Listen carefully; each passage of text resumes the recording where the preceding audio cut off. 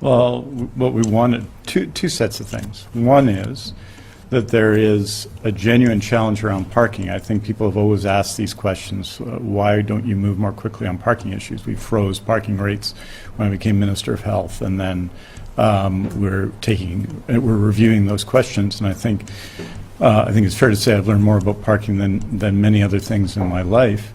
But I would say this about it. One of the challenges we face is that there are many more health workers who apply for parking than have parking spaces at some health facilities, and that's a challenge.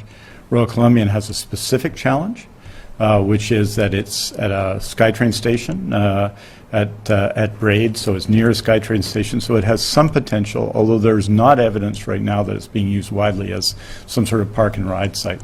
But we are going to be stepping up enforcement, and there is going to be enforcement taking for people who misuse parking, because we need that parking to be available for the staff at the hospital and for patients at the hospital. It's a very important thing. Many hospitals are running below capacity right now, but obviously the reason why we've ensured that there's space available is to prepare for a much more serious situation later, and we can't have a situation a week from now, 2 weeks from now, where the stories that you've heard, Marcella, are continue to happen. So there will be more enforcement. People need to know that this is not an occasion.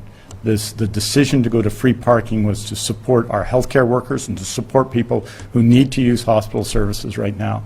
And people, I hope, will respect that. And I think overwhelmingly they are. There are some challenges at two hospitals in particular, I think Royal Columbian and St. Paul's, and we're working through that with enforcement. So it's a challenge to deal with these things. I think it's absolutely the right decision to make parking free on behalf, in support of healthcare workers. There's some technical challenges, and we've got to deal with that on the one hand with enforcement, and I agree with you. It's unacceptable if people are misusing parking that's been made available for free on the one hand, and the other is some organization to ensure that people get access to parking spaces, and people aren't taking spaces that are required, for example, for nurses or doctors with specific emergency requirements.